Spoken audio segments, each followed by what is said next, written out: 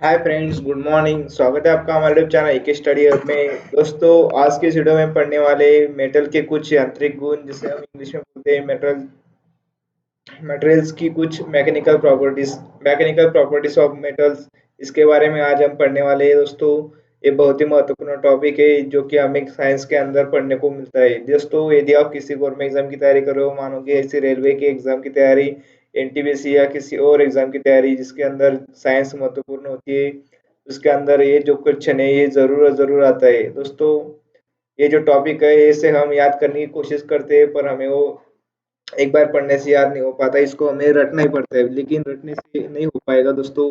हमें इसको बार बार पढ़ने से याद करना होगा। ठीक है दोस्तों, तो चलिए शुरू करते हैं हमारे आज का टॉपिक।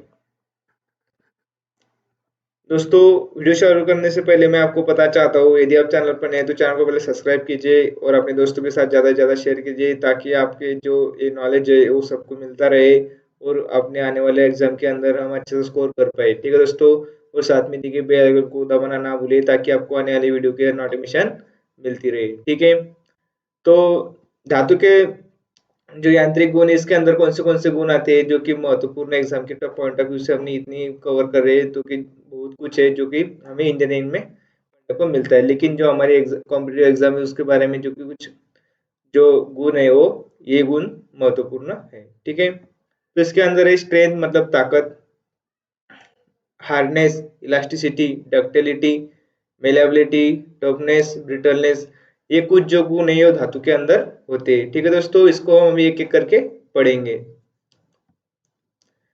पहला हमारा स्ट्रेंथनेस मतलब ताकत।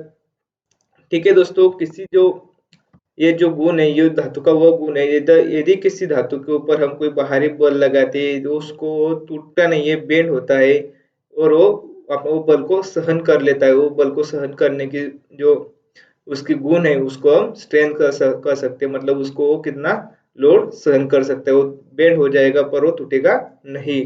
कई बार में कई स्थिति में बेंड भी नहीं हो पाएगा, उस लोड को सहन कर पाएगा। ठीक है दोस्तों, अगला है कठोरता, हार्डनेस। हार्डनेस मतलब दोस्तों मैं आपको इजी लैंग्वेज में बताता हूँ दोस्तों। जैसे कि हमारा जो मोबाइल फोन है, जिसके अंदर आप देख सकते हो ऊपर जो स्क्रीन गार्ड लगा हुआ है, जो कि एक थोड़ा सा हार्ड होता है, और अंदर का जो स्क्रीन है वो थोड़ा मतलब इसके अंदर उसकी हार्डनेस कम होती है। जैसे कि हम देखते हैं स्क्रीन गार्ड लगा होने से उसके ऊपर हम कितना भी यूज करें वो उसके ऊपर क्रैच नहीं हो पाएगा। ठीक है दोस्तों, लेकिन वो जैसे वो स्क्रीन गार्ड निकल जाएगा, उसके ऊपर हम चलाएंगे, उसको थोड़ा सा नाखून लेंगे तो उसको क्रैचेस पड़ना शुरू हो जाएगा, अपनी स्क्रीन खराब हो जाएगी। तो इसकी डेफिनेशन क्या है? ये धातु की कठोरता को दर्शाता है या खरोच को रोकता है। ठीक है, ये इसकी प्रॉपर्टी हो गई दोस्तों। आगे इलास्टिसिटी। इलास्टिसिटी मतलब इसको हिंदी में क्या बोलेंगे हम? प्रत्यास्थता। मतलब क्या है कि यदि किसी धातु को हम ऐसा खींचेंगे तो प्रत्या प्रस्तावित होगा, मतलब वो उसके अंदर खिंचाव उत्पन्न होगा। अगर उसके ऊपर हम बल उसका बल हटा लेंगे तो वो वापस अपनी स्थिति में आ जाएगा। जैसे कि हम एक स्प्रिंग का उदाहरण ले सकते हैं, जो कि हमारे डेली लाइफ में हम उसे यूज करते हैं। ठीक है दोस्तों, यदि हम स्प्रिंग को खींचते हैं तो वो मतलब उसकी लेंथ है जो है बढ़ जाती है। जैसे हम उसे छोड़ देते हो अपनी पुनः स्थिति में आ जाता है। इसे हम धातु की प्रत्यास्थ स्थिति कहेंगे। ठीक है, इसकी डेफिनेशन देखो।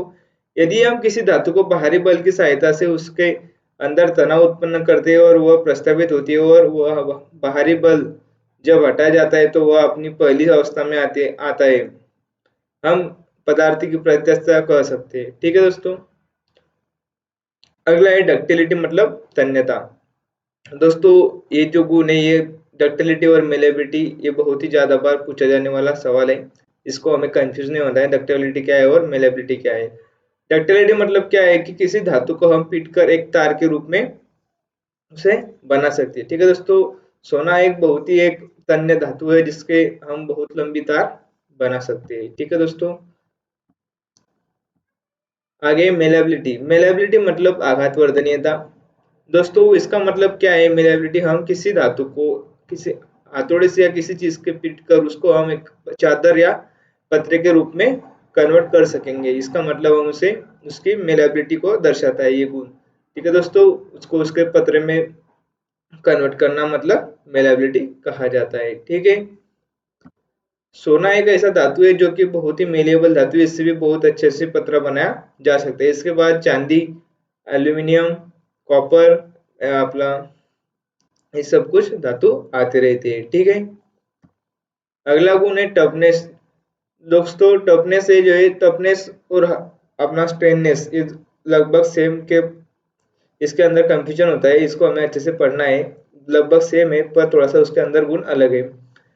टफनेस क्या होता है दोस्तों, यदि किसी धातु पर अचानक से कोई बल लगाया जाए, मतलब हम किसी, मतलब कोई हमें तोड़ना है तो हम उसे अचानक से बल लगाएंगे तो वो क्या आएगा, टूट जाएगा। मतलब वो उसकी टफनेस कम होने के बाद वो टूट जाएगा।